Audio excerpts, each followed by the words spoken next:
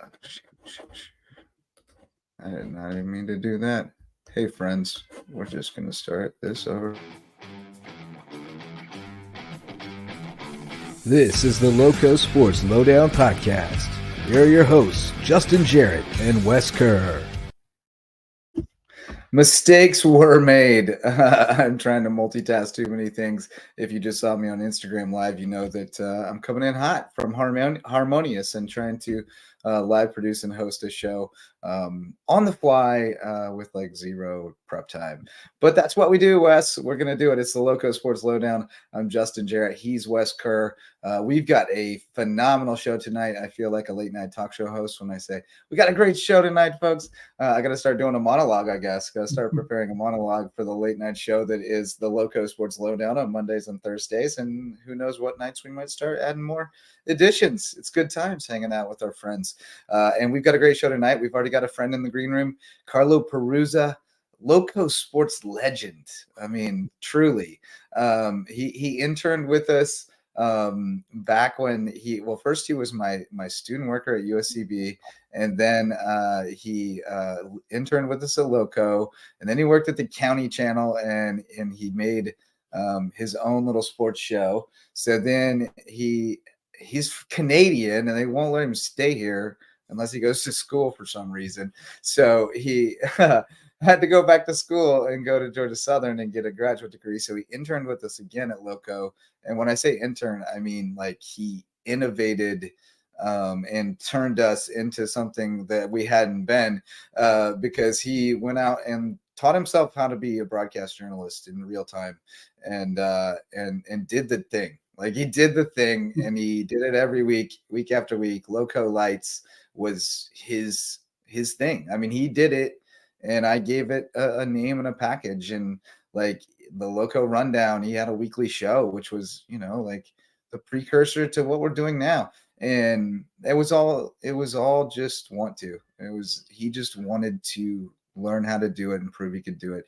And he's done it. And then he had to go to school again, because he went and worked at WTOC, but then he had to go to school again because, again, like the government won't let him stay here for some reason. He's harmless. Just let him stay, please. And he's about to get his PhD, though. He's going to defend his dissertation next month. So it's coming up real soon and have a PhD. But for some reason, despite all that studying, he still loves MMA more than anything. He's like just a fightaholic. So we're going to talk with him about MMA. Now I'm just playing with that stuff. But Will Spann, a guy we saw as a wrestler at Beaufort High, is coming up. He and Carlo's going to tell us about him. We got Zion Dobson coming up later on in the show. He's been a monster all season long. Looking forward to getting him on here. We tried to get him Friday night, but he was cutting up at the homecoming dance, so couldn't make time for us, or didn't see our message until it was too late. And then we got Ron Fudala. Hopefully, we're efforting to make sure we have him confirmed. But if not, we got plenty of stuff to talk about. But headlines wise, Wes, anything caught your eye today or the past couple of days that you want to dive into? Yeah, I got to go out to the volleyball court over on Tuesday. What a great match it was. Two local rivals, Bluffton and May River. And, unfortunately, it didn't go well for Bluffton in the end. But what a fight that group put up. And I got to say, they made a great amount of strides from, the start of the year to what we saw. And just the hustle to, get those extra digs to fight off a couple of strong, spikes, which we thought would be kills for May River. And, just the effort that they showed all night was really commendable. May River's a more talented, deeper team and deservedly won and booked their spot in the playoffs alongside Hilton Head. But, so the Sharks get a home playoff game coming up next Thursday. So, it's great to see be able to play another match in front of the home crowd. And I think I got a good shot at picking up that first round win, although they'll have to go on the road to a pretty strong, they got number one seed in the number one seed in quotation marks, because that's what the South Carolina High School League does with 4A brackets. They yeah. It doesn't mean anything. But it's just a number on a line. Like we said, any of these teams in 4A has talent, or in this region 4A has a talent to upset anybody in the lower states. So definitely do not count out May River for making a run, but but yeah, it was a senior day, senior night. Great to honor those student athletes, and got a lot of other volleyball news in the area. Bridges Prep had a great season. Yeah. 20 wins for varsity. Junior varsity looking good coming up. So, and then Beaufort Academy winning the region championship. Claire Tumlin with an excellent performance against Holy Trinity, 12 kills, 17 assists, and 20 digs. Immediate impact all across the court. Maddie Nelson and Ava Richards also with outstanding games. Richards with 7 aces for BA. So congratulations to the Eagles as they get ready. That's a team that seems like they've been up there at the top year after year competing for volleyball state titles. So another great season coming up to a conclusion for Beaufort Academy as they get ready for the playoffs. So we are on the push towards the postseason throughout our sports, getting ready for swim early on this month. Swim Saturday and Monday. It's coming up. Already have a state champ and a state champ team. Bridget Wilkie and Hilton Head Prep already had them on the show. Fall's coming to a head, man. It's starting to happen. That BA volleyball program is consistently solid, and Jessica Young is the head coach, I think, right now, and Abby Mitchell has been involved for a number of years, and they do a really good job of they have a system and they coach them up through it, and they get better and better, and they're just consistently solid every year. And then if you have a couple kids who develop into like superstars, then you really got something. And it sounds like they'll be able to make a run. Season volleyball is the Wild West, though. Like that, they do that whole tournament in like 2 days in Myrtle Beach, and like it happens fast. Speaking of BA, we got some signees to talk about. A couple different sports. Oh, yeah? Michaela Washington leading the way. This is that she's going to Limestone. Braided. This was. They're there. This is you see, this is live show prep. This is this is what happens when you live shows. You're looking at what you got for your feed, and But you know what? They're there. Yeah, but Michaela looks big and strong, man. Yeah, Michaela, Michaela, she is talented. She is the real deal. It was great to watch. It was great to watch her throughout that 4-year career. It just it came by so quickly. Those 4 years, man. It seems like they flew by for Michaela. Talia, Talia's at Coker. Michaela's at Limestone. I think they're both going to have. We got a double dip at Limestone. We got Dior's there too. So we got Dior. Yes, we got 2 over there.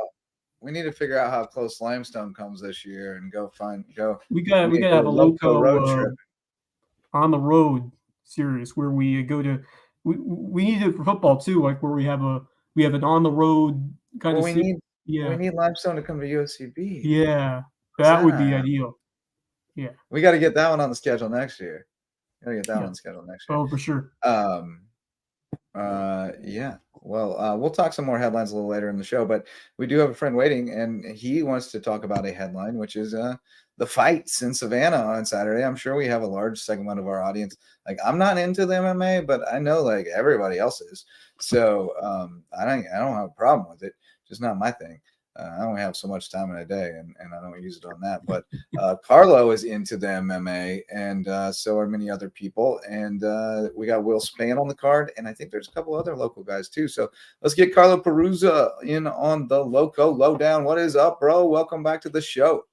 What's up, guys? Long time no talk. Have you guys been? Long time no talk. You be blowing me up daily, bro. Come on. Welcome, man. It's great to have you on.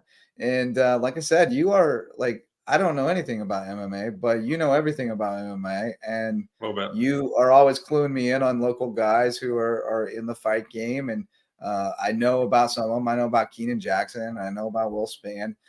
But there's some other local guys from the Foundry who are going to be fighting over on Saturday in Savannah. So tell us about the card and especially about the local guys that are going to be fighting. Yeah, so it's a pretty cool card this Saturday, Savannah. It's over at the Georgia Southern Armstrong campus in their recreation center. So it's a really cool venue for it. They're calling it the Campus Chaos card, 912 Campus Chaos card. It's put on by this promotion called Conflict MMA. They do a lot of stuff within this southeastern region, but a lot of stuff in South Carolina, a lot of stuff in Charleston. It does some Columbia shows. I think they have done stuff in Savannah in the past. So they do a lot of stuff within the state and Georgia area.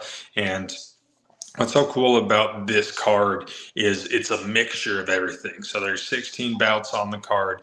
You have, I believe, the first 5 or 6 are junior ones. So they're junior bouts.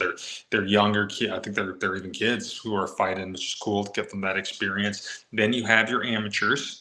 So you guys who haven't turned pro yet, who I don't think amateurs make any money to do this. They sign up to get punched and fight people, try to get the experience there, to try to start off their career.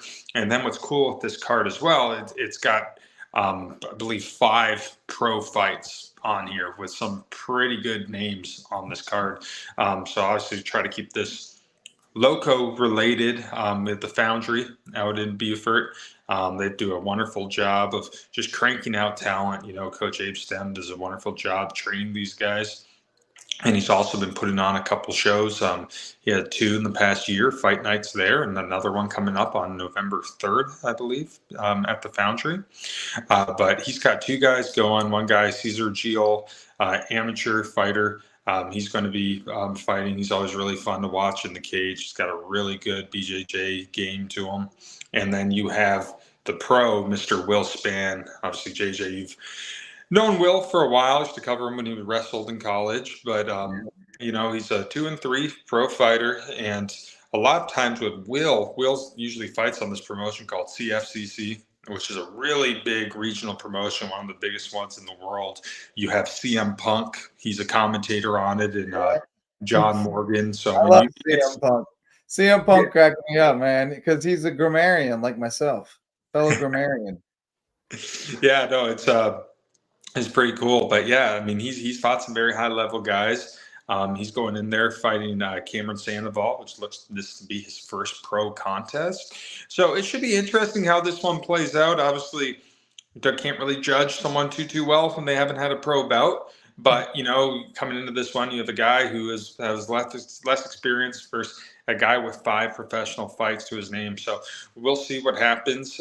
This should be a really good fight, and it'll be cool to actually see Will in action. It's the first time I think I've ever watched him fight. Talked to him a bunch. Great kid. Really like him. And one thing I've learned about him, he's just a dog. Like, he's a hard worker. He goes in there, and when it's time to fight, I mean, he leaves it all in the cage. And, you know, when you're at this level, that's all you can do. It's, you know, if any of you guys out there watch UFC or follow it, you know, obviously you can make it to that point. You can make big money in the sport. But what a lot of people fail to realize is the money is not there when you're coming up. Like, I'm not really sure what these guys are getting paid, but a lot of guys who are fighting the regional circuit like this, they have 40-hour jobs on top of doing this. So, I mean, the sacrifice is real. And, you know, now you see it more and more. You have more smaller promotions that are kind of like feeder leagues in a way, where guys can make some money, they can fight there, and they can build up a bit of a resume and try to get onto the bigger shows, which eventually, you know, if they keep winning and they're successful, they can lead them on to the big promotions of the sport. But the headliner we need to talk about in this one, not any Lowcountry guys, but an amazing headlining bout. If any of you guys are on the fence or just hearing this for the first time, I highly suggest you guys go out to Savannah on Saturday and watch some live MMA action. You got Malcolm Wellmaker, 5-0 fighter, versus Taylor Moore, 11-7. Taylor Moore, he's fought on the Dana White Contender Series. So that's the show where Dana does it on Tuesdays, where you go, you fight, and if you're victorious, then you have a possibility of him offering you a contract on the spot. Didn't go well for him. He lost to a guy, Danny Sabatello, who ended up having a decent career in Bellator.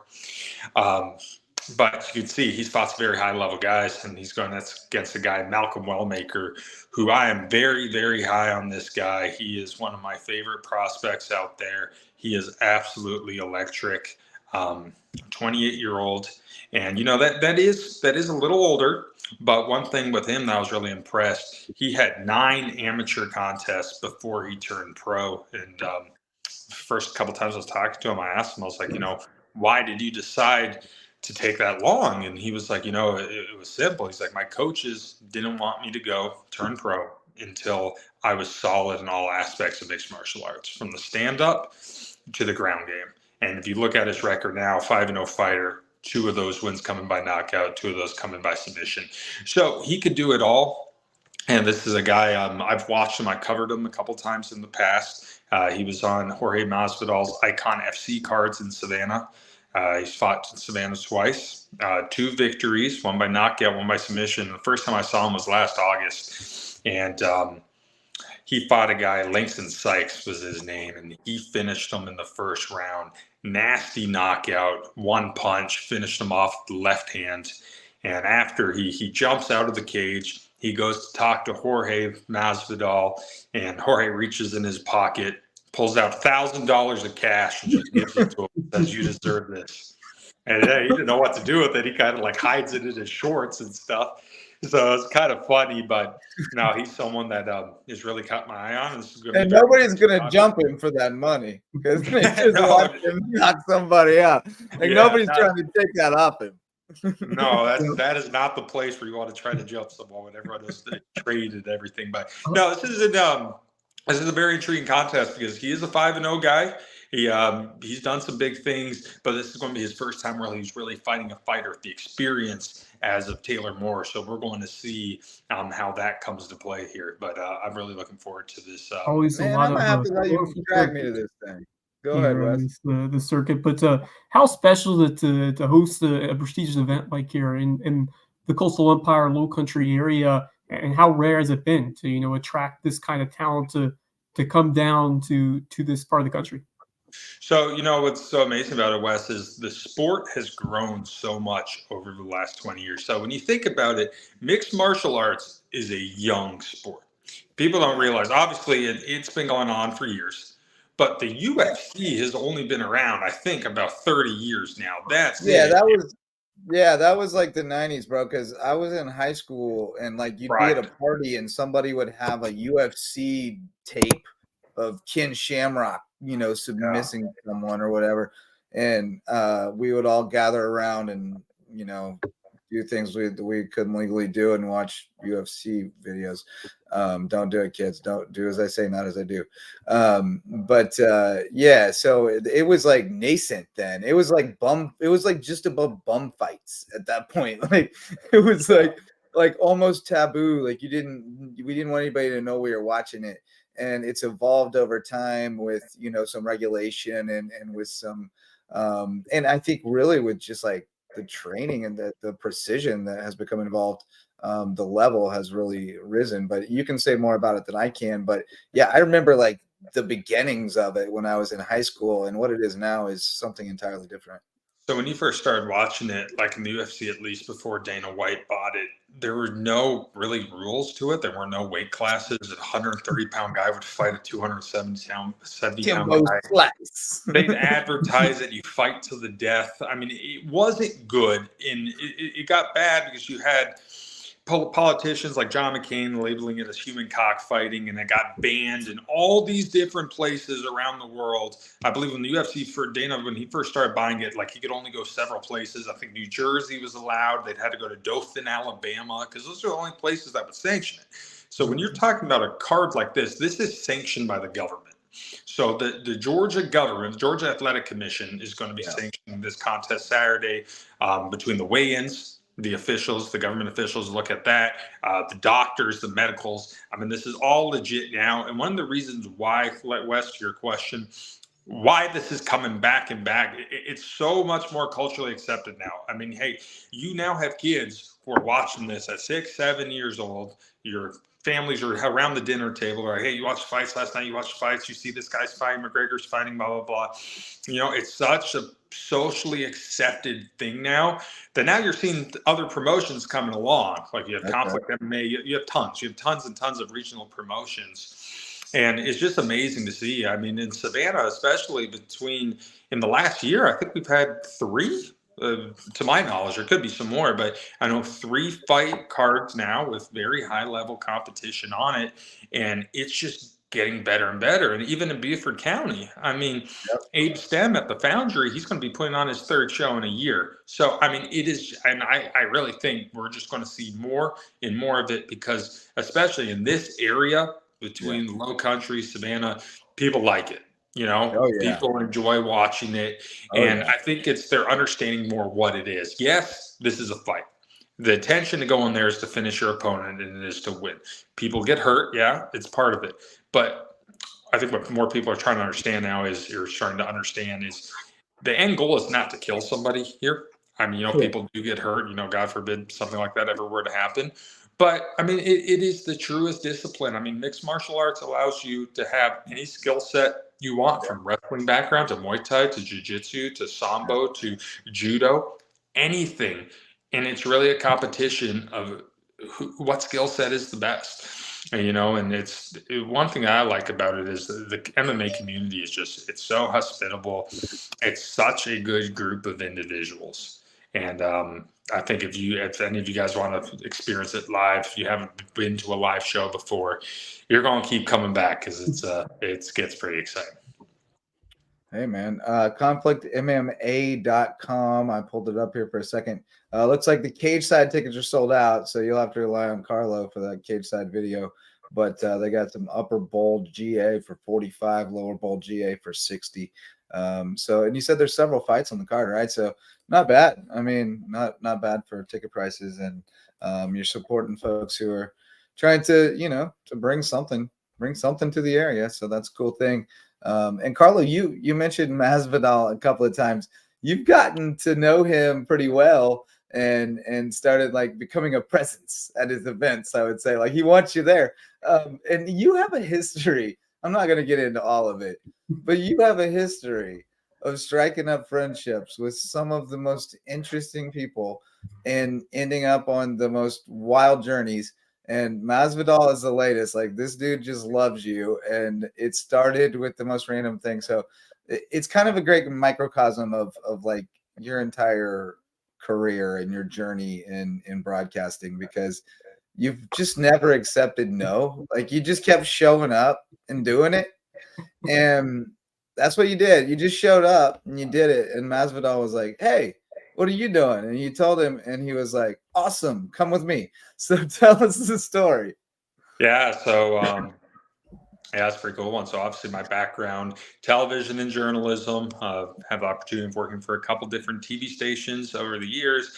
Obviously a lot of stuff with Justin and Wes at LowcoSports really allowed me to kind of get my foot in, figure out what the business is, figure out what it was, and more importantly, get the reps. I mean, if anyone's out there who wants to do this, there is seriously no better place to go. Reps. It's basically because when you start out doing anything like this, the quality is not going to be where it's at professionally. But what's great about Justin is, it's not about that. Obviously, he doesn't want stuff that looks like a dinosaur did it or anything. But at the same time, it's proving it's kind of like an opportunity proving ground. So this was an unbelievable moment here. First time they came to Savannah was last August. I just went as a fan, and I just watched it. And I was thinking to myself, I'm like, why am I here? And why am I not trying to interview these guys? Because they do a show called Icon FC, and it's regional fighters, very high level guys. So you can kind of look at it as the minor leagues of MMA. You have guys who are all pros, maybe some guys, a couple fights under their belt, sometimes more, but they have to go on these smaller promotions to get to the big ones. And obviously Jorge Masvidal, huge name of the sport, one of the most popular fighters ever.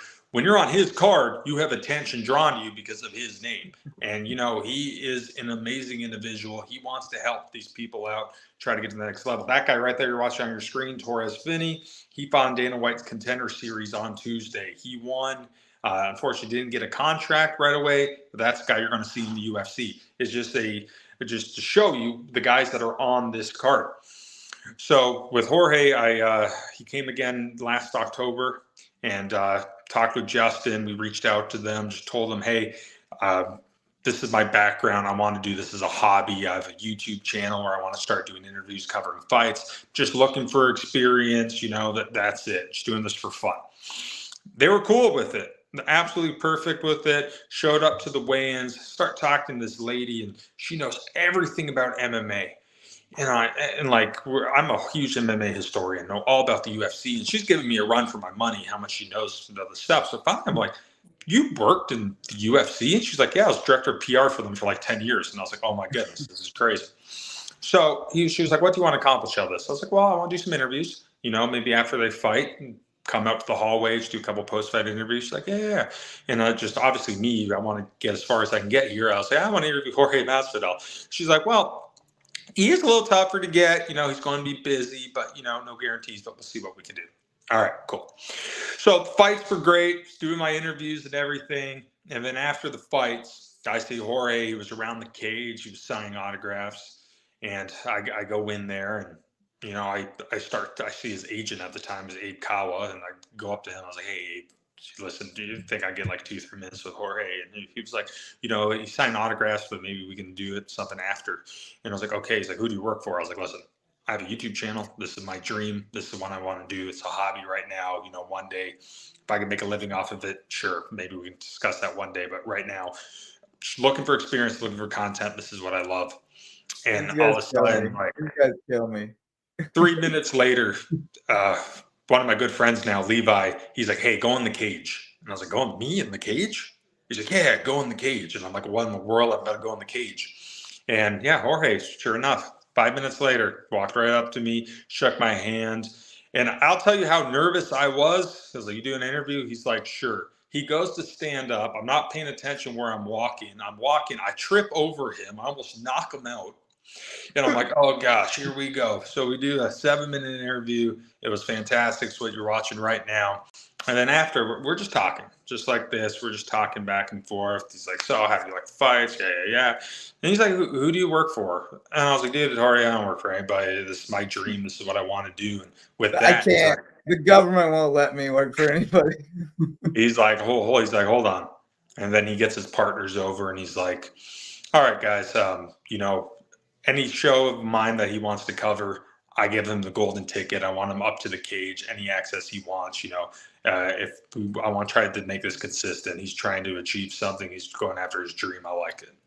And had the opportunity to cover a couple more events after that. And that man is absolutely first class every time I see him. And it's not just me, it's the fighters. It's, if you know anything about Jorge, he came through a lot. That guy, obviously he started off fighting in the street with Kimbo Slice's fighting team, and then he turned himself into one of the most popular fighters in the world. And I never met a guy who wants to give back so much. And it's just amazing. It's motivating for me. I saw him a month ago in Florida. And it was crazy after the fight. So what was crazy was I was in the hotel checking in and everything, and I'm hanging out. And all of a sudden I hear someone go, "Hey, bro." And I look behind, it's Jorge Masvidal hugging me. And I'm like, what in the world is going on right now? But it's still kind of a surreal thing. But even after the fights were over and everything, leaving, seeing them coming up, hugging me and stuff. "Hey, come to my next one, come to my next one." And I'll leave you with this one. I was like, I'm still like in shock over all this. Like, "Oh, this guy knows me." I'm like, "So you remember me from Savannah, Jorge?" In his words, he's like, "MFer, I'm the reason why you're here. Of course I remember you."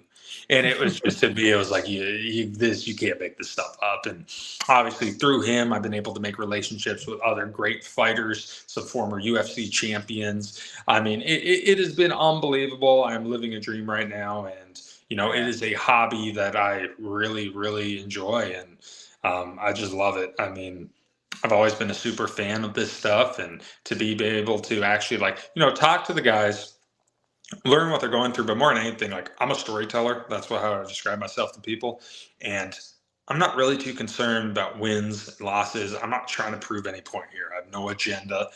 I want to share their stories. Yeah. Especially, I want to share the regional guys who are on this Conflict MMA card, who are literally working 40-hour jobs, who are sacrificing everything. Some of these fighters have kids and families, and they got to be a great fighter. You got to train almost every single day. It doesn't stop once you clock out from work. And to be able to share that story and try to get them some notoriety, that is what I want to do here, because that is just going to grow MMA and make it a bigger sport.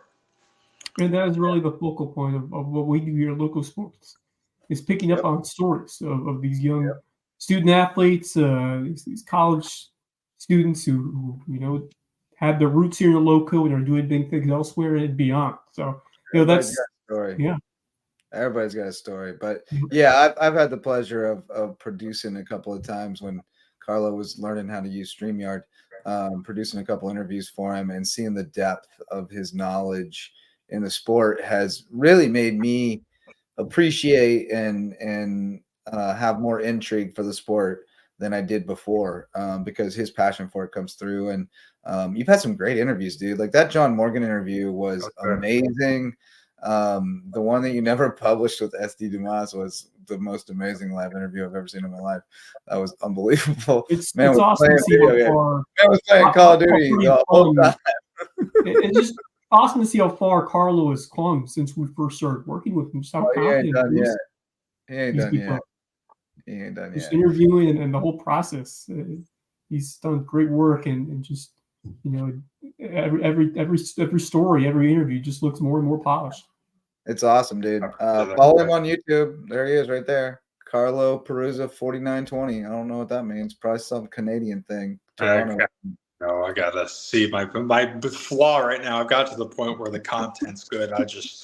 I am like a fish out of water when it comes to social media. I know. We're gonna get you polished up. We're gonna get you on Team Lowco. We'll get you polished up. Nice. Once you're a legal money making citizen of this country or whatever you got to do. Somebody want to marry Carlo? We got to marry him off. We got to get him married. Get him American citizenship. Nah, I'm just playing, man. But no, I promised you 10 minutes and you were too good. You were too good. We had to give you 20. So I appreciate you, Bo. And we'll have you on Monday night to tell us about the fights and let us know how the local guys fared. All right, guys. Be easy. Thank you for having me. All right. Take care, man. Love that kid. I'm telling you, he was raw when I got him. And I'm not taking credit at all. He gets all the credit. He was raw when I got him. I told him, dude, you're going to have to do some stuff you don't want to do. And he did it, and he's still doing it, and he's awesome. He's awesome. I'm really proud of that kid. We got Zion Dobson coming up shortly. We got MVP sponsors. You might be wondering if you got here late why I'm wearing a shirt and tie. Not really my thing. I was out at Harmonious celebrating and supporting my guy, James Disman, Jimmy Diamond, the CEO. He threw another hospice party that don't stop. They're probably still going out there. Food was banging. Open bar, all the stars were out. I saw Greg Russell. I talked to Greg Russell. We all know Greg Russell, the legendary singer. I saw Bryson Nemmer because his girl Riley Miller was the MC. I saw CJ Frazier's mama, Stephanie. Bob Stevens, co-host of Under the Bus. Man, there were a lot of people there. It was good times. Raising money for hospice care. And there were some really moving stories too about why people are involved with hospice care, volunteer or support or sit on boards. Some of the volunteers and folks who got awards gave very moving speeches, and some got choked up because they recently lost one of their biggest supporters in Maggie Clark. So it was an emotional night, but it was a great night, and they're raising a lot of money for a great organization, our MVP sponsor, Hospice Care, the Lowcountry. Love the people over there, and they love the folks in our community and look out for them. So please support them with your donations or your volunteer hours or whatever you can. I think I found how I'm going to volunteer.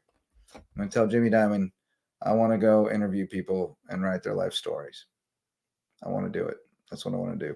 I want to go write their stories. But that'll be good times.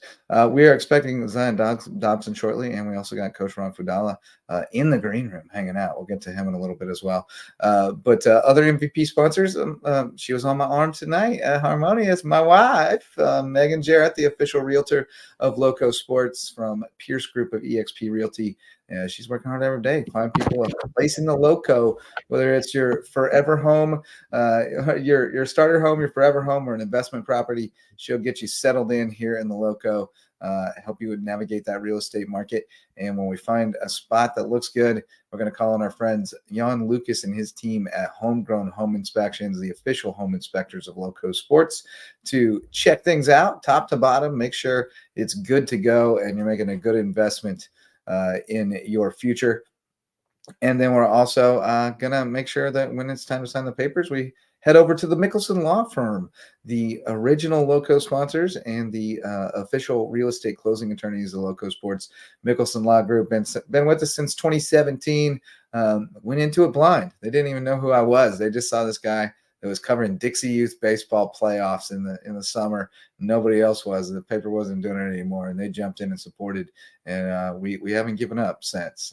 Just needed one person to believe in us. So still rolling. Thanks to Mickelson Law Firm. If you have any legal needs, go see them right in the heart of Bluffton, and they'll take care of it. Ryan and Tiffany, they get things done. And then finally, that's it, right? Yeah, we did them out of order. I already did hospice care. I'm all thrown off. But hospice care had a great night tonight. It was a good time. Sharonica Gavin, she was there. She's good people, good people. And people recognize me. The girl at the front desk said, "Oh, the Jarretts," and I was like, "Huh?" And she goes, "You're a local celebrity, Lowco." And I was like, "Oh man, you're making me feel good now." Oh. So then I told James he must have shown her a picture of me and told her to make sure to say she said she recognized me, but he said she got kids in sports, so that makes sense now. But anyway, we're waiting on Zion. I'll check in with him, but we have a friend in the green room, and we don't have many snacks in there, so we better get him in here and talk some USCB hoops. Coach Ron Fudala, bringing you back to the show. You always bring big energy, Bo. So I love having you on a Thursday night. Get us fired up for Friday. I got to see you in the gym the other day. You were up on the ladder. You were practicing your net cutting skills. For when you got your ladder climbing skills, I guess, for when you got to go cut them nets. But you got the boys in the gym now. How you feeling? Oh, I feel great. That's one thing we do every day, Coach Justin. We practice cutting down the nets every day at USCB, and I love doing it. I walk up the ladder and get my I call it my accountability partner, my film. I gotta watch my film after practice. You don't want to be put on film the next day in our program. I know that. So love doing that and putting that up there and getting things ready and getting some juice in the gym before we get going. So you're welcome anytime. I love seeing you there. Awesome. You visualize success, and then that's how you work towards it. That's what the best coaches and the best athletes do, and you're certainly going to be moving towards that direction as you begin the inaugural season. I mean, just put that in perspective. How special is it to start off that inaugural season for a new program of college basketball? I think it's special. I think it's special anytime you start a new season. The start of a season is a new journey every year. But it's even more special, being the first year of our program. It's everywhere. And sometimes I'm like, oh, they really got to talk about basketball again. Can't we just sit at this? We had a speaker tonight, and they had to shout out basketball, and it's like being a part of that excitement. I like. But then it's like, oh, the spotlight's on you. What are you going to do in your first year, Coach?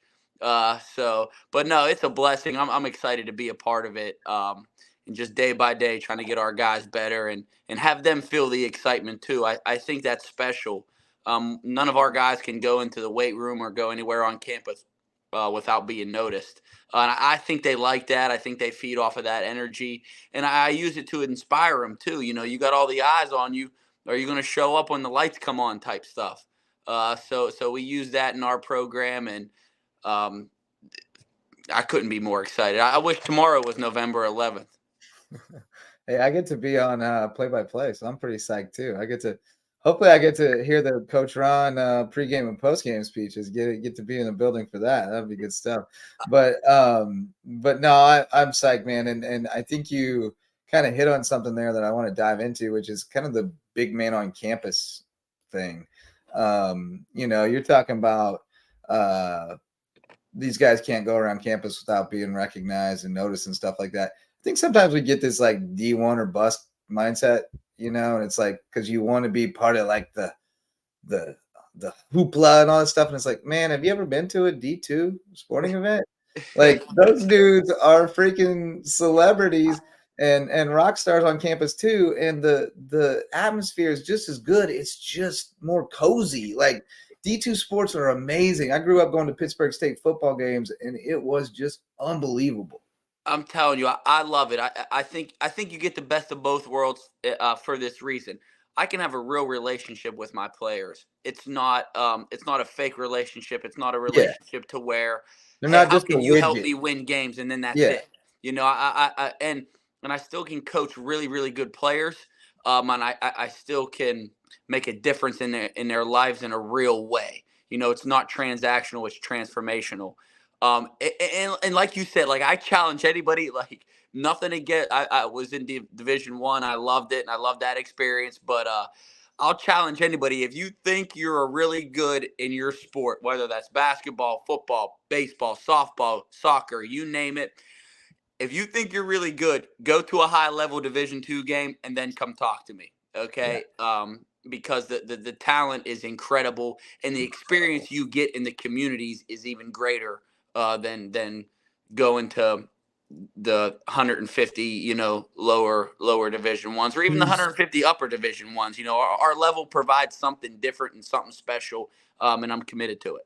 There is something unique, and I'd like to just echoing off the point that you two meant to talk about with the difference between Division II and Division I.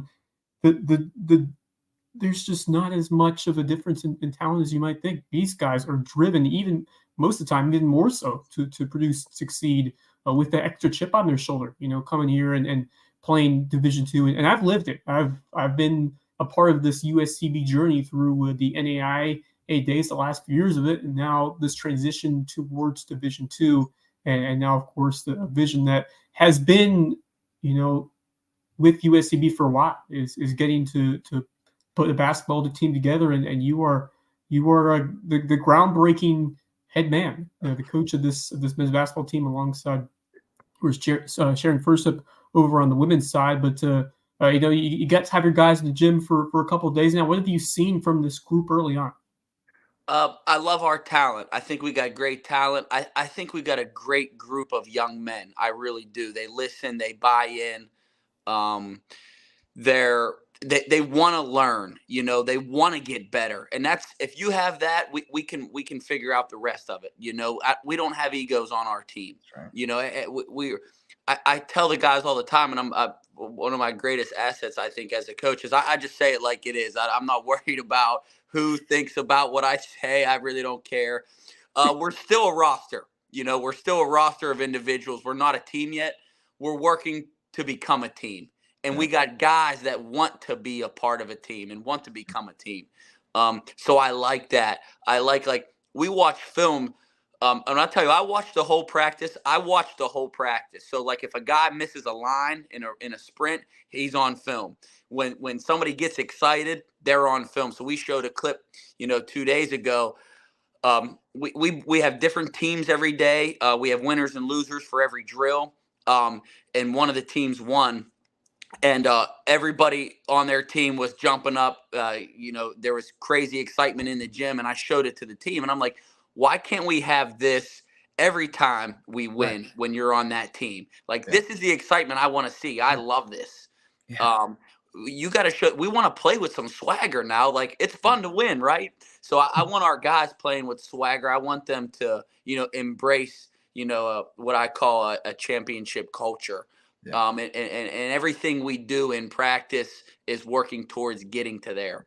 Everything's purposeful, expect to be successful, but it doesn't happen on overnight. It doesn't happen automatically. It doesn't happen overnight. I'm trying to still get my guys to deny in the press. So I've been preaching that since the first day I got on campus, and we still can't get every guy to deny right away. So everybody wants to score a basket. Oh, I scored, coach. Nah, turn around and play defense. Yeah. They've been in the weight room. I can tell that just walking around among them. Like you got some grown men in there.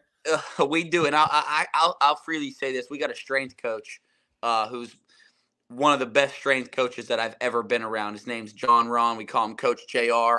I mean, and this is a testament to our culture as well. I mean, the guys are up at 5:30, 5:45. 4 days a week working with him. So that shows you their commitment to the process. He's one of the best guys I've been around. We're fortunate to have him.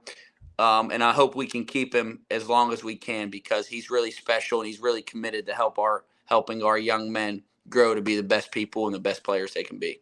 Well, obviously now you're getting ready to put the final touches on preparing for your first season. But tell me about this last year after you got hired and the task that you had to do in terms of recruiting and putting this team together to get ready to begin its first season.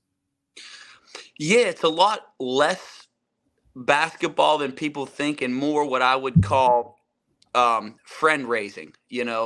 Obviously there's the recruiting part of it. Yeah, go out, recruit the team, evaluate, talk to your, the recruiting process kind of has been almost the same. It's just what you talk about is a little bit different in the process. You talk about having a family and being a part of a legacy, and having your name on the wall forever. So the talent and what you look for is the same. What you talk about is a little bit different, but the other 80% other than recruiting is friend raising. In Division II basketball, I think you got to be a jack of all trades. You have to be able to fundraise. You have to be able to get out in the community, and you can't think you're above anything. Like I'm on the I'm printing out schedules and I'm using the whatever it is, the scissor cutter. I don't even know. I can't even think of it right. I'm cutting schedules in half so I can get use our resources to get more than one schedule to hand out and pass out. To be in the community. So it's a lot of stuff that, maybe established programs don't necessarily do, but it's fun to be a part of. No question. Go ahead, Wes. I'm digging. I'm producing. Yeah, I'm wearing multiple hats at the same time. But Coach, just you mentioned it about the excitement that comes with this new program, and yourself working with a legendary coach in the women's game. I mean, tell me about how special that is to be partners and be able to feed off someone who's earned legendary status in women's Division I basketball. Oh, Coach Sharon and I mean, we're not only colleagues, but we're genuine friends. We bounce ideas off of each other constantly. It's crazy. We have one office and we share it amongst 4 coaches. So myself and Coach Sharon were in there until we could hire assistant coaches. So we're not even just basketball. I mean, we're talking life. We're talking experiences. We're talking, what's the best angle to approach this or that? How have you attacked this in the past? What do you think we should do? So, I mean, we're truly building it together. It's we're really committed to building basketball in the area and growing basketball in the area. And just it's a blessing to kind of have the best of both worlds in the same room. Coach Sharon has tremendous amount of experience, way more than I have in Division I and at the highest level. I've had some good experience in Division II and some Division I experience, and she brings a little kind of a more old school mentality, and we constantly talk about what's the best way to get to young men and young women, and how do we coach them, and what are we trying to do. And at the end of the day, it really comes down to we both believe in using basketball as a tool to help young men and young women grow to their full potential. And that's why we see eye to eye on a lot of things. A lot of things personally, but also a lot of things basketball, as far as how do you organize your day? How do you organize a trip? How do you organize your practice plan? There's so many intricacies and different things that we talk about on a day-to-day basis. And it's just great to be around somebody that you generally enjoy being around. It makes the process a lot easier. Yeah, no question. I've told the story a few times now, but the day that they announced that they were hiring basketball coaches at USCB, I got an email from you. You found me. You were like, "Hey, see, you used to work at USCB. I'm real interested in that job." And we had a conversation that day, and I told everybody who would listen, "Hey, man, there's at least one guy applying that if they get this guy, they'll be fine." So, I mean, at least that guy's in the pool. So I feel pretty good about this. And lo and behold, here we are. So, man, I appreciate your vision for it. And I could see that from that first day that you had a vision what you would do if you got to be here. And I know that you're on the cusp of getting to really set sail, and I'm excited to be courtside, with the headset on and the mic in front of me. It's going to be good times, man. I can't wait. I can't wait for you to be there. I can't wait for it. I get chills when you're saying that, because that's how excited I am. Right? You might hear a few explicits every now and again when you're sitting there right next to me, but I get chills. You might. They might. Yeah, ask Gina. They might have to do a 7-second delay if they put me on the air. And that's okay. I promise not to talk about waffles on your broadcast. Oh. That's a deep cut inside joke. Inside joke.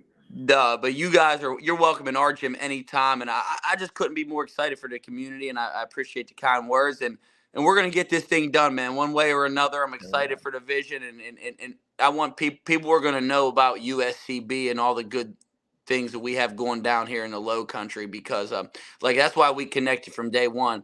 What you do for young athletes in this area is incredible. It's unlike any other area I've been in, as far as how you promote sports and grow sports, and these kids love it, man, and you make a difference, and that's important.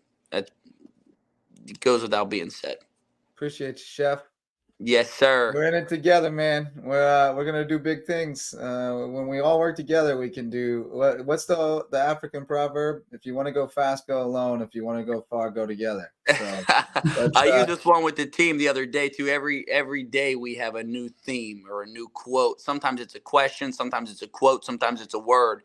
But the other day it was, it's amazing what can get accomplished when nobody cares who gets the credit. Right. Amen. So that's what I think we do down here. Amen, brother. That's what's up. Well, I appreciate you, man, and I'm glad you're part of our LowcoSports community. Same here. You're gonna be a regular character, a recurring character. I hope so. I just hope I don't say anything off the cuff. You might have to delete that if that happens. We keep it pretty loose. We're not FCC regulated over here on YouTube. I love it. Well, you guys need anything, you let me know. I'm excited to see everybody in the near future. All right, man. Take care, brother. Appreciate it, brother. Man, we're blessed. We're blessed. I mean, I don't know if people understand how personal it is for me to see that program get off the ground at USCB, because I've been invested in that thing. Like, I was at the packet when the day they announced athletics at USCB, and the day they announced the Sand Sharks and all that stuff. And I covered the program from day one, shells in the ground, and Coach Kimball and the cross country team, and Reed Howard, Ron Howard's son, being on the golf team. And I've been there through the journey from day one there. And then I worked there for 6 years, and I got to be down in the dirt and trying to build it. And then I started building this thing. And, part of the mindset of this thing at the time when I worked at USCB is that would help bridge the gap of our, youth and high school sports community that is rooted here, and this USCB athletics community that is not, but that is trying to plant roots here. And so that was a big part of the vision, was bringing all of those different sports loving communities within us together. And I think we're continuing to do that. And Coach Ron buys into it. And so, that helps a lot. And, the folks at USCB know me, and they buy into it. And we got Bracken over there now, and he buys into it. And I just see the partnership continuing to grow, and it benefiting both of us, because, Sandchuck, rising tides. It all comes back. I kind of coined the hashtag rising tides at USCB, and I use it a lot over here. It's kind of a mantra thing for me. Rising tides lift all boats. So love Coach Ron, love what he's doing, and cannot wait to see the product on the court. We're just a few weeks away from tip-off. It is coming up quickly. Maybe he's just a good salesman, but he's got me convinced they're going to be competitive. And I'm telling you, they look big and strong and athletic. Just the competitiveness that they've shown at practice, the gamification of it. I think that says a lot, especially celebrating, learning how to necessary. Learning how to win like that. That's invaluable stuff. It's necessary. If I've learned anything about coaching, and with kids, it really is stripped down. And if I've learned anything, that you've got to instill in them focus and competitiveness more than anything. That when you're between the lines, whether it's practice or a game, focus is everything.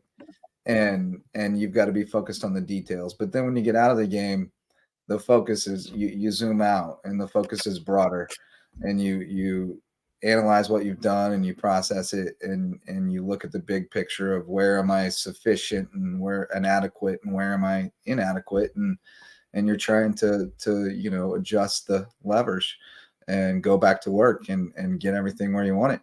And so that's adjusting your focus is important too. But then the competitiveness you can't really teach. Like, you just have to instill it, and it's learned behavior.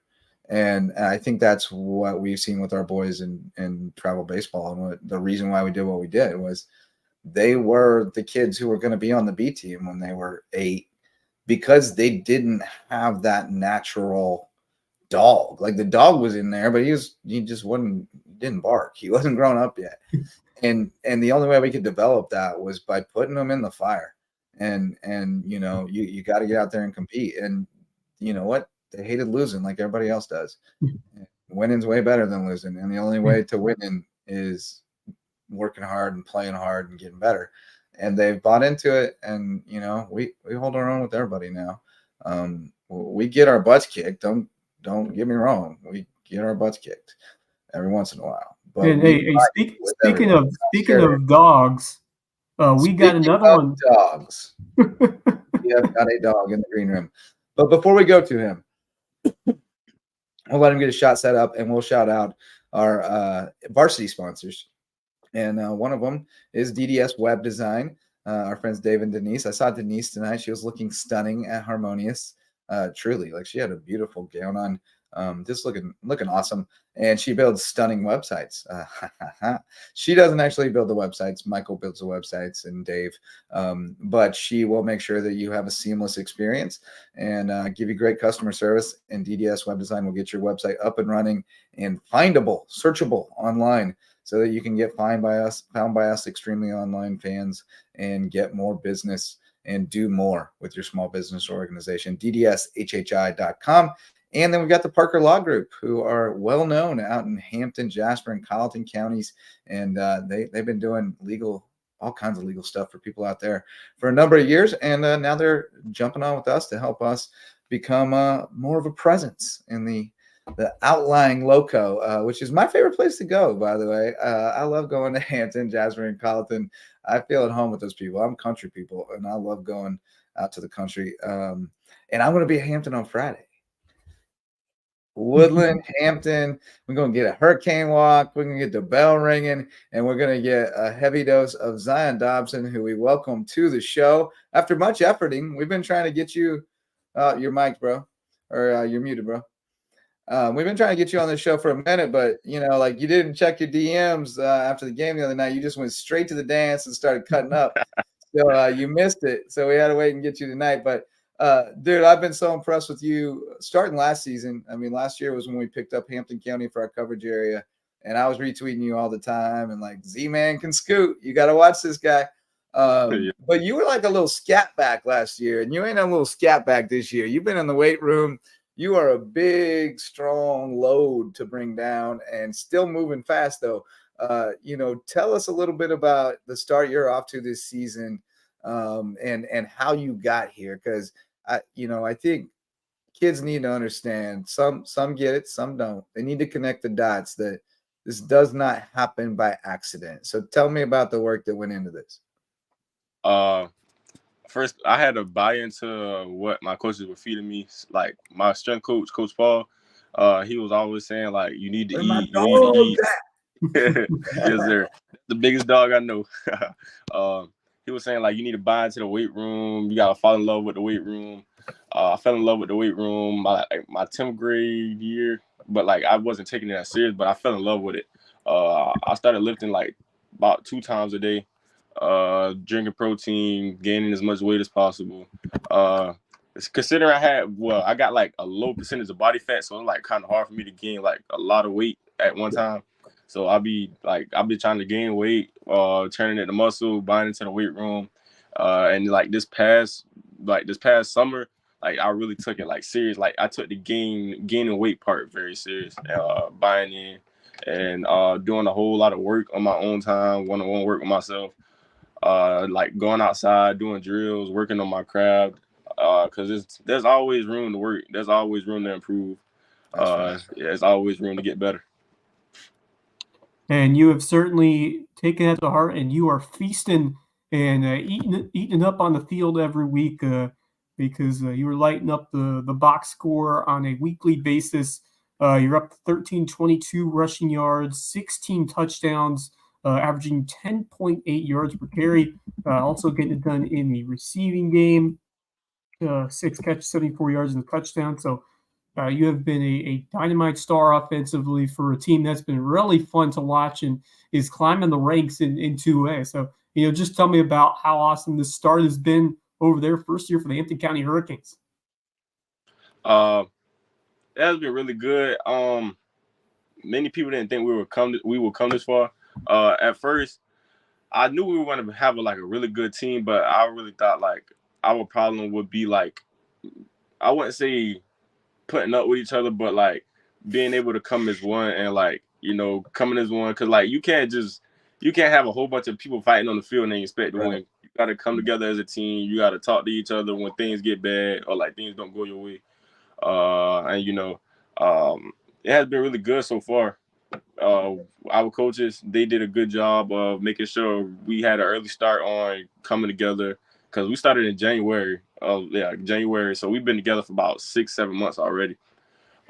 Some of us, most of us already knew each other, but we weren't close friends. We knew each other or knew of each other, and our coaches did a good job of making sure we went from being strangers or knowing each other to brothers and building a brotherhood and a strong bond, because you need that on the football field.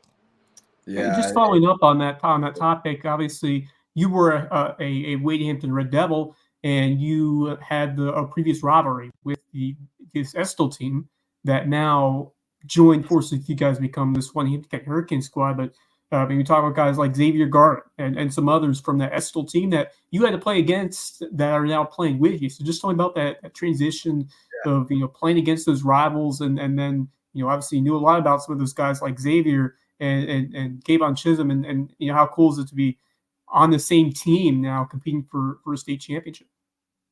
It feels really good, because playing against them was a nightmare, especially game planning for Kayvon, fast quarterback like Xavier, many great linemen like TJ Wright, who else? What other linemen we got from Estill? I think we got. Garvin. Oh, yes, sir. Mathis. DeMonte. Oh, Mathis. Yeah, Mathis. I forgot about him because he hurt. He's hurt. I know, his horrible hand. Yeah, but the game planning for them was a nightmare, and it's a relief to have them on our team now, because it has more components to our offense and defense, and people don't have to just game plan for a run game or running. You wouldn't expect me to run the ball all the time, because we can also interchange Xavier into our offense. We can interchange Kayvon into our offense on tight end, H-back, wherever we need them on offense. Mm-hmm. And then having them on defense also adds an extra pop to our football team and how good we can actually be. Yeah, no doubt. It's been, every week I kind of notice a couple of Estill guys that jumped up and made a couple big plays, just because I don't know, I always noted in my head I love to see guys from both Hampton and Estill making plays, that's what I want to see. And I love to see the camaraderie that's forming there and the friendships that are forming across what used to be a border, so to speak. And you gave the credit appropriately to your coaching staff. I've been just incredibly impressed with Coach Hanna and his staff from day one. It's easy to talk the talk. It's easy to say a lot of stuff. But man, that man walks the walk, and he backs it up. And, he holds everybody to a standard that they understand, and nobody, you screw up tomorrow at school, you ain't playing tomorrow against Woodland, and it, and everybody knows it. And that's the only way it works, is if you know it and everybody else knows it. And I've been really impressed with them, but I've been impressed with the culture of your team too. Like you said, there's a lot of, it's petty stuff, but there's a lot of stuff y'all had to put aside and get through. And, you have, and you've come together, and not everybody bought in right away, but some of them came along when they were ready, and they got they got held to the same standards, and some of them had to practice a certain number of days and miss a certain number of games until they caught up to the guys who got on board when they were supposed to get on board. And man, I have so much respect for that, and I think it's brought you to where you are. But this game tomorrow against Woodland, this is a big game, man. I don't have to tell you. You guys have been looking forward to this one. Both of you are undefeated in the region. Number 5, Hampton. Number 6, Woodland. They got Cam Pringle over there, the big fella going to South Carolina. You got some guys on defense that would like to show what you can do against the number 1 offensive lineman in the country. You got some dudes on that offensive line, too. You mentioned TJ Wright. That guy's getting stronger every week, lifting you up. And then you got some dogs on there. Deloach, that dude's a dog. Tell us about this team and why, convince us. Tell us about the guys who are going to take Hampton over the top tomorrow against Woodland.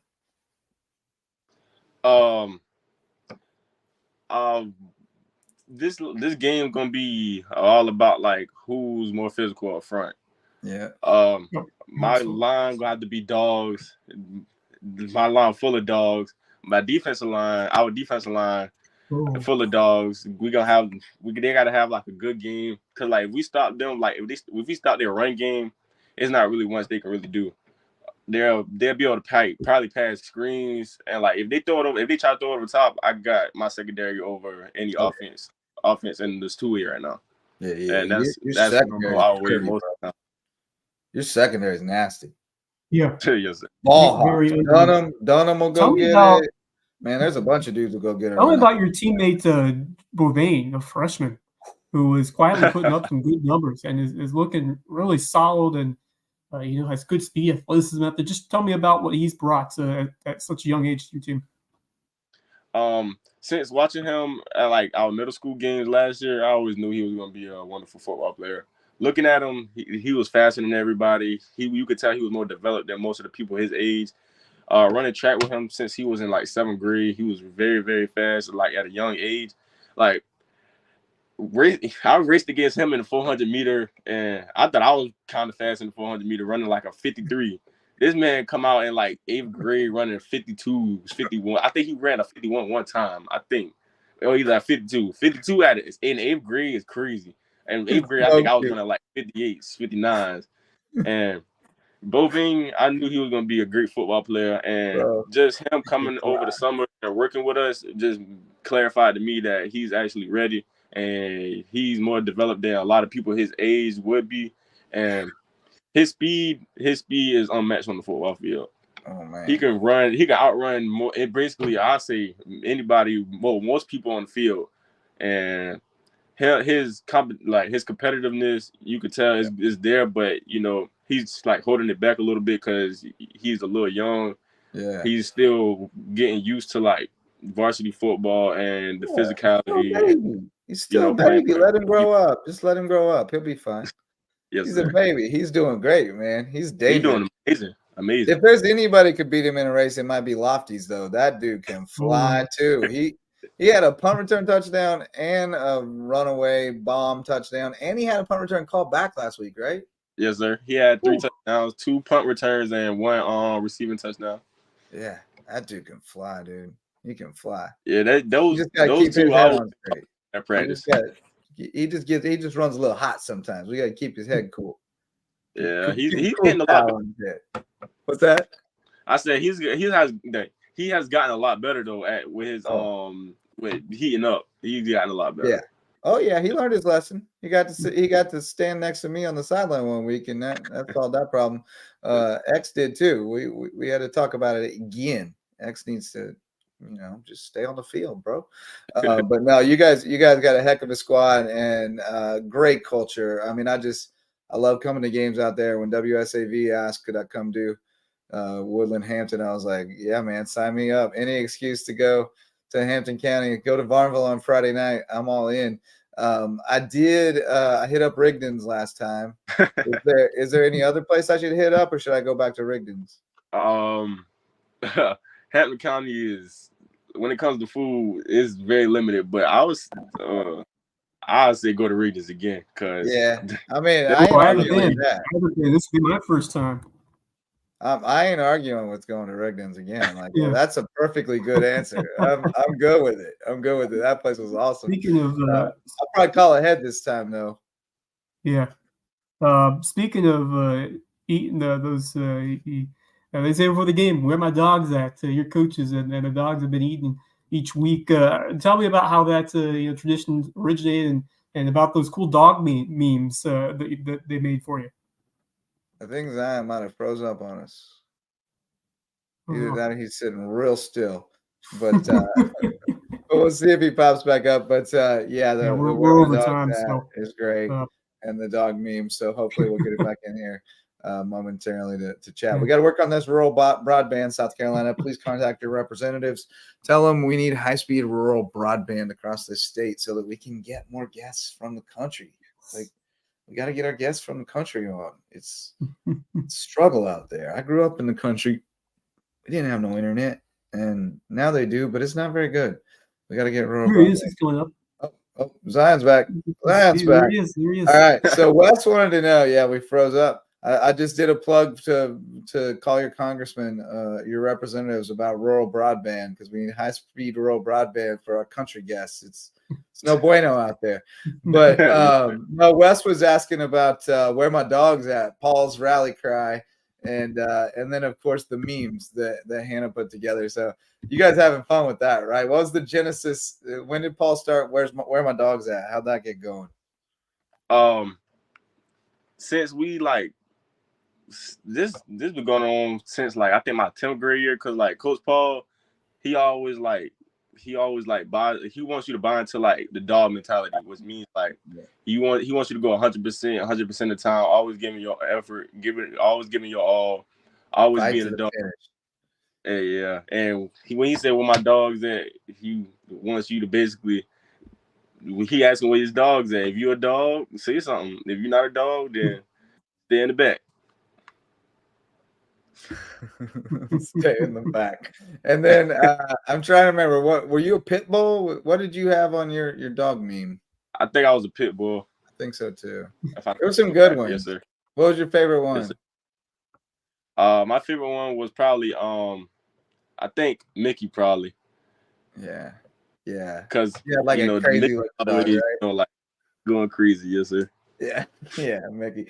That dude, Mickey. We didn't talk about Mickey yet, but that's Mandrell Sanders, and that man is gonna knock someone's head off one of these days. He hits people hard. He comes fast and he hits them hard. You get a few licks in practice? Oh yes, sir. We was just arguing yesterday, I think. And me and him was arguing, and he was like, "What you doing? Hit me," and something like that. He was saying some crazy stuff. I'd be scared of him in practice most of the time.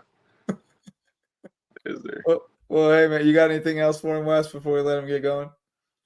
Zion, it's been really fun to watch you play. I'll get to come down to Hampton for a second time here to watch it and maybe come back again for the playoffs. But just tell me about the energy that's been going through the community, through this team, and how exciting it's been to quickly rise up the rankings in this two-way poll and build some big time energy as you guys prepare to make a playoff run. Us coming together as a team, that by itself has brought it up on a lot of buzz in the community. It gives more people more hope, and not just Hampton people this time, it's Hampton and Estill. And that's basically 2 times the fan base, which is even better because it's 2 times the amount of people at the game. Our homecoming, it was crazy. Cars been lined up a mile down the road. It was crazy. Man, you didn't know what you was getting into, man. The Estill people, they wild and they party, bro. They live life. But no, sir. It's awesome because like you said, it's double the fan base, and those Estill fans are intense. One time, you got one time on your side now instead of against you, and you definitely want one time on your side because that man is wild. You can't be in a bad mood around one time. You can't. You be mad one time, we're gonna start talking to you. You can't do nothing but laugh. One time, you're right. I heard he got blamed for something the other night. he told him to go after the punt. That's what it was. Lofty's got his punt return called back because you guys went after it on punt block and you ran into the kicker. So it got called back on roughing the kicker. And Paul turns around and says, "One time, that's on you. You told us to go after it." It's the greatest. Oh man, it's the best entertainment on Friday night on y'all's sideline, man. One time just narrating the whole thing is just gold. Like I could watch just a live stream of that man all the time. I'm gonna make a reality show about One Time. Like we gotta know more about One Time. Yes, sir. All right, Zion, we appreciate you, man. And, congrats on all your success thus far. I know you picked up an offer recently from Ottawa, Kansas, out in my neck of the woods. Really strong NAI program. I know you're working with Coach Deanna, who's good people. I was really happy to hear that. Yes, and that I know you're not on the D1 or bust mindset. You and I both believe you're a Division I running back, Division I football player. But I love that you understand that ain't what it's about. It's about leveraging those 4 years of getting to continue to play football into 40 or 50 to set you up for life. So, man, I'm really grateful to be able to showcase you tonight and show what an outstanding young man you are off the field as well. So props to you, and I look forward to seeing you out there doing big things tomorrow night, brother. I think you should load up for a few extra carries tomorrow. Yes, sir. Thank you for having me. Yeah, man. Take care, Zion. See you later. Another one. Another awesome interview with an awesome kid. They blow our minds with their athleticism, but then you bring them in here and you're like, holy cow, like they blow your mind in so many ways with just the mentality, the mindset, the mental toughness and fortitude. Being so locked in. So good stuff, man. We are way over time, but we probably got a few things to talk about yet. Including athletes of the week, which I got some video queued up at your request for that, so that'll be fun. Yeah. But let's talk a little bit about the slate, the football slate. We are obviously going to Hampton.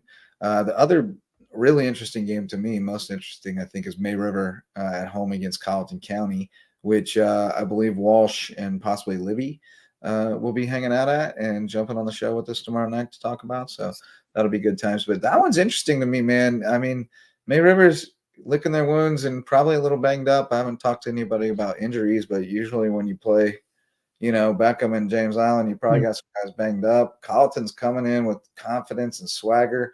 I think if they can get off to a good start, I think they got a great shot. May River's got to, take the wind out of their sails a little bit early. But if Carleton can contain Tanner Macy and his rushing ability and play that strong, hard-nosed defense, that is going to be enormous on the road for this Cougar squad. But May River, it's a big week. Going 0-2 to start region play against some quality teams. You had to go up against Lucy Beckham and then James Island, who obviously right now the two best teams in the region. So it's a big one. You really can afford to start at 0-3.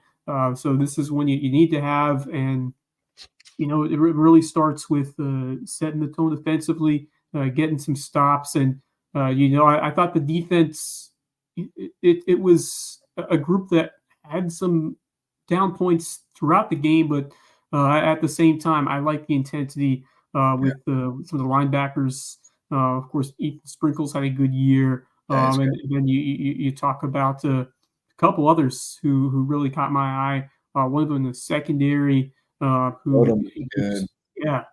11, who just continued to find ways to make tackle after tackle after tackle. And it's a group that's still learning and trying to build, but it's a team. It's a defensive unit that also can play groups very tough, especially what we saw a couple weeks ago in the season against a good King Bay team. So the defense that has to be at the level that we've seen a few weeks back if they want to hold down Carleton, because that's an offense that's starting to get some confidence in itself, and you got some playmakers that have stepped up, and man, it's so fun to watch Brian Hamilton play. The two-way guy made that game clinching interception.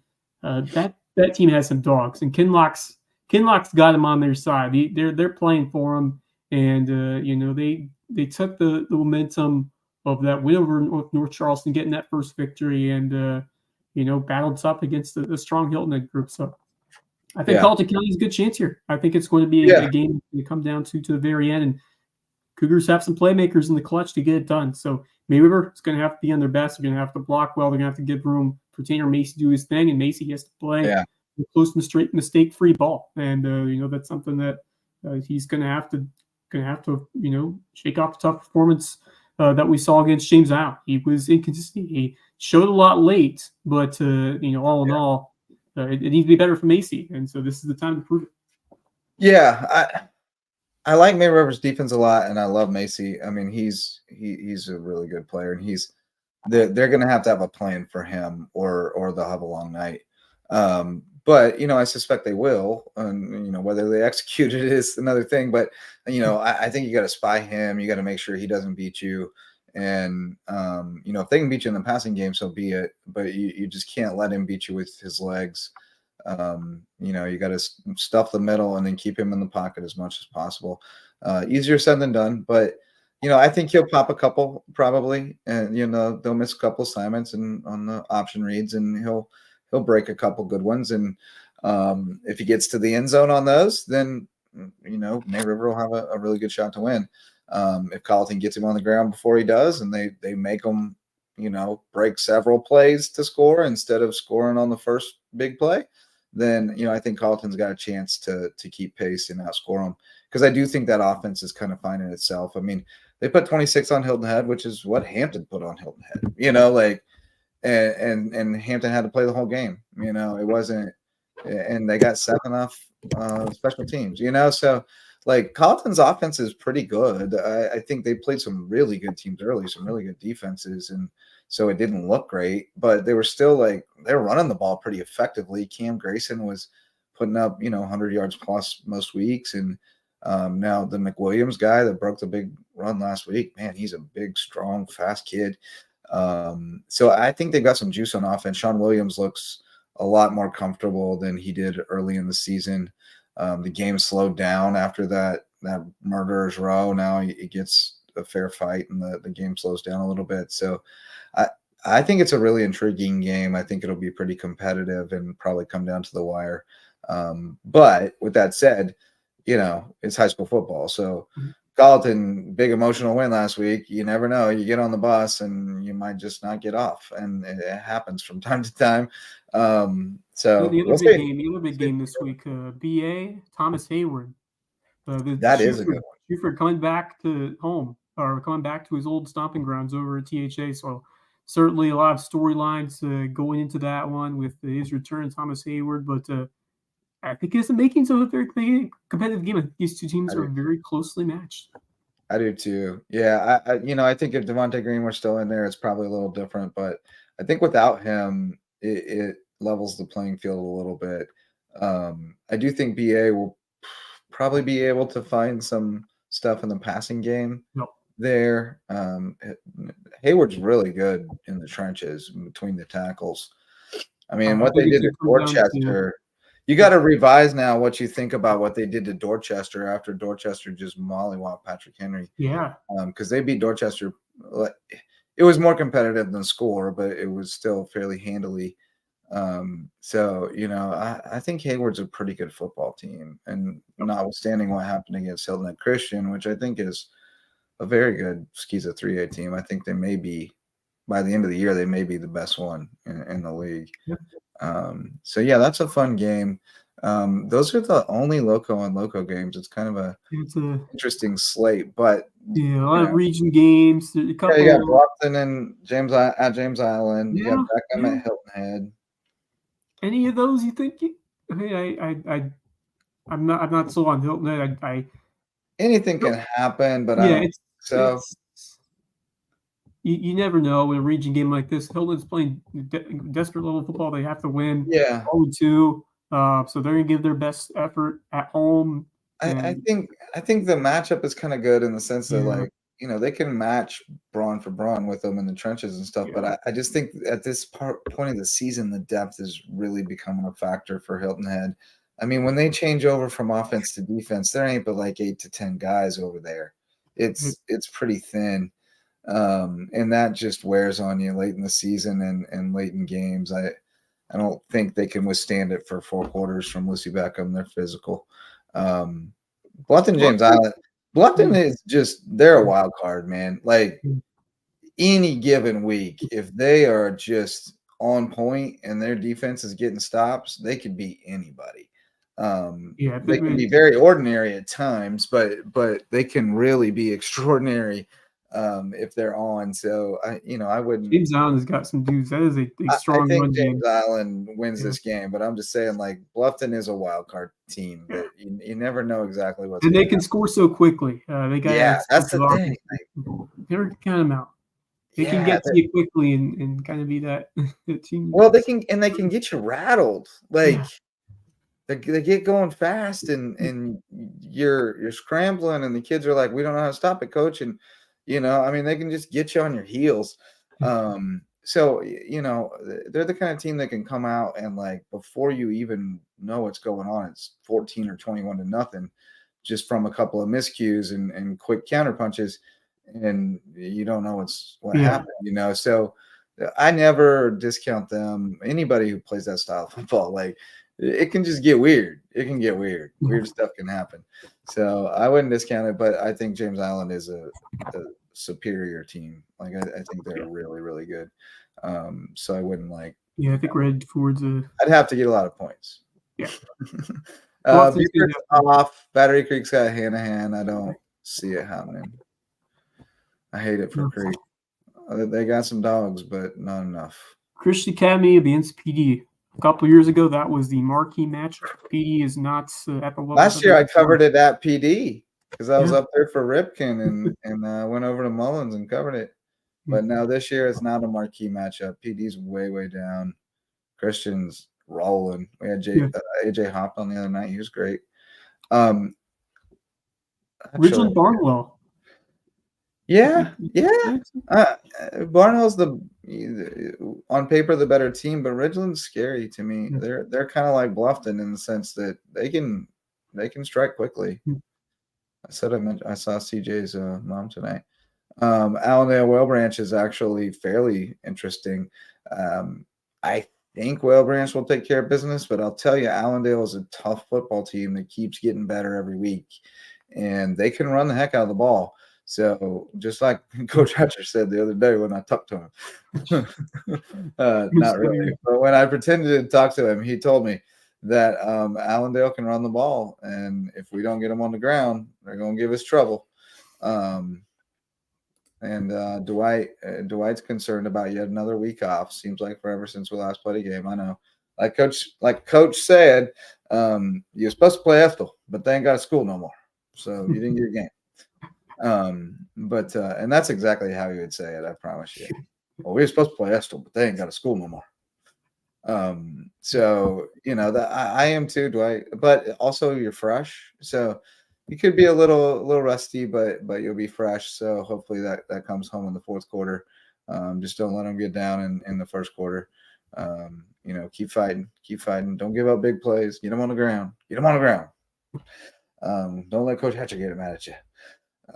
And someone at Whale Ranch, please tell me if Coach Hatcher starts getting irritated about my impression, because it is all in fun. I love that man with all of my heart, way back to the Beaufort High days. I'd go talk to only defensive coordinator I'd go interview after the game, because I just had to listen to that man and get him on tape so I could listen to it again later and try to understand what the heck he was saying. Love that dude, though. He's awesome. Well, Wes, we will be doing this again a couple times tomorrow, so the people can wait till then. But let's get in some Lowco Booster Club sponsors. Let me get a sip. We got Prime IV Hydration and Wellness. Our guy Max over there at Belfair Town Village will put you in the massage chair and put a IV bag into you and make you feel good and youthful and energetic again. He'll load it up with whatever you need to make you feel right. So go see Max at Prime IV Hydration and Wellness. And then we've got Rooted Living Wellness, where you can go and get cracked up, get the chiropractic adjustment, and the special treatment from Ambrose Cole. He's awesome. He's a Mizzou grad like myself. And, man, he'll really take good care of you and get your body feeling right. Loves to work with athletes, especially if you have those nagging overuse type injuries. baseball pitchers. I'm trying to think of others. Runners, obviously, need that work. So if you want to get that soft tissue stuff right, go see Ambrose at Rooted Living Wellness. And then we've got Barefoot Floor Care of the Lowcountry, Chris Odom, getting everything clean, all them floors, the ceilings, the upholstery, the carpet, everything else. Chris will get it so clean, your floor so clean that your feet will thank you, and probably like your ceiling so clean that like your eyes will thank you. I guess, I don't know, but he'll get it all clean for you. Barefoot Floor Care of the Lowcountry. Then we got Eagle Creations. They are a great full-scale promotional product and custom gift baskets. That's the other thing I was thinking about. Southern gift baskets, they'll put those together for you. Great time for it, because you don't want to order something now and not know if you're going to get it for the holidays. So you got to hit them up now and get that gift basket together, and you'll be done with your holiday shopping at Eagle Creations over on Argent Boulevard. And finally, the Court Lifestyle Pros, selling the Lowco lifestyle on HHI so you can live big like Daniel and Debbie Court, are sponsors since this year, Court Lifestyle Pros. So that's the Lowco Booster Club. And finally, Wes, before we log off for the night, Athletes of the Week. What do you got? Now, I got a good one, and I got to be on the call for quite a moment over at Finland Field. It looked like we were headed for a scoreless afternoon between the USB Sand Sharks and the USC Aiken Pacers until Mari Kalvatin struck on a beautiful feed from Kristen Beltestad in the 90th minute to put the Sand Sharks on top. 1-0 win over Aiken in dramatic fashion, and Kalvatin continued to add to her tremendous resume as a USB Sand Shark with another defining moment. What a career that she has had. That's terrific. She's got a ton of goals, right? Like she is really by like a long ways now. Yeah, I think she's up to 53 now. 52, 53 on her career, yeah. Does she have a nickname? She needs a nickname. I don't think we have an official one for her. No, I'm gonna have to give her a nickname because she's special. She's going down in USCB soccer lore. She'll be in that record book for a minute. Yeah. But yeah, she's impressive. She's from Stavanger, Norway. And she's got some friends from Norwegian as well. Sinby Anderson's from Norway. They've got a bunch of other players on that roster who are also from Norway. So that connection has been lethal. By Anderson. The Norse surgeon. The Nordic surgeon. With Kalvatin in the game-winning goal. So, yeah, they've been producing some talent from over there. Yeah. Ed Heberling started that pipeline. He always had the Swedes, and you got to get the Scandinavians. That was the key in the NAIA, because Kaiser was loaded with Scandinavians, and you had to have a few if you wanted to hold a candle to them, because they just had like these giant athletic blonde girls that could just run for days. Just unreal. Just armies of them. Man, but the sweetest kids. I really loved one in particular comes to mind that was just the sweetest kid at USCB. Gosh, can't even think of her name right now. I can picture her face. Elin. She was fantastic, and I miss hanging out with the kids every day at USCB. That was fun times. I like being around the college kids, but nothing better than Friday night sidelines. I don't know if you saw me on Insta. I posted that little video of me and some of the Beaufort guys goofing around and singing to Bad Boys during the timeout. And then I flipped the camera around to Jaden running, posted it on Instagram, and tagged Bryce Lavender, and he said, "I've already talked with these guys about their lack of focus during the game." But I love it, man. I love the fact that the people who get it, like, let us have that access and let us build that relationship with the kids, because I think it is a big part of what leads to the magic. Like having guys like Zion on tonight is there's a trust there, and there's a relationship there already, so that when we bring them in here, they're comfortable and they know who we are and they know what we're about, and they have an idea what we want to talk about, and it's all good stuff. So props to everybody who believes in it and grabs an oar. We appreciate you. especially to our sponsors. We couldn't do it without you because my wife would make me stop. But definitely need some more. So hit me up at LowcoSports@gmail.com, LOWCO sports@gmail.com. $50 a month or $500 a year. We'll get you in here and we'll figure it out from there. If you want to do more, we'll do more. But we'd love to have you. And we love having you here with us every time. It was awesome. Thanks to Carlo Perruzza. Who's your athlete of the week? Oh, I didn't do an athlete of the week, did I? Sorry, I got sidetracked with Mari Cavatin. Gosh, who is my athlete of the week? I honestly had not given it all that much thought. So I don't know that I can do an athlete of the week. Let me rack my brain. What? So many things have happened in the week. How do I choose one? And in lieu of an athlete of the week, let me do this. Let me give you a call to action. All right. Here's my athlete of the week. My athlete of the week is Calvin Heber. All right. Calvin Heber, we told you about him a couple weeks ago. Little Cal. His dad, Tommy, is a lacrosse coach and wrestling coach at May River. Cal, he wrestled with us for a little while when we were younger, and he plays baseball. And he found out recently that he had a brain tumor. And fortunately, it turned out to be benign, and it was removed, and he's making a full recovery. He's back in school now, as a matter of fact. But the family obviously was hit with a lot of medical expenses and went through a lot of trauma. It's a hard thing to wrap your head around. And so we're doing a great benefit for them on Sunday. Our Bluffton Waves organization has put together a little fundraiser tournament. We're playing banana ball inspired rules for baseball. We got 10U, 11U, and 13U, 3 teams each. Coastal Crusaders brought all 3 of their teams, which Cal played with them for a couple of seasons, so that was really cool. They're coming over from Beaufort. Jeremiah Young, the principal of Bridges Prep, heads up that program and is doing a great job with them. So we're excited to have them. And then we got Hilton Head Hurricanes, five-star Hurricanes, they're called, joining us in the 13U. Savannah Vandals in the, I want to say 11U, and Richmond Hill Tide in the 10U. So going to be a great time. It's just for fun. The kids love this banana ball thing, and they're really excited to get to try to play it. And it's going to be chaos, but it's all for a good cause. Especially with all the different rules that go into banana. Oh, yeah.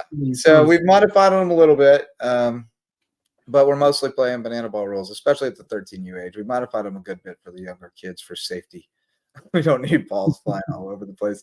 But the big boys know what's going on, and so they can steal first. They can do it all. Everybody's got to touch it on defense if you walk somebody, all that stuff. Foul ball cuts now, but even by a spectator. We're doing it all. Except I did modify the no bunting, and I said no sacrifice bunting.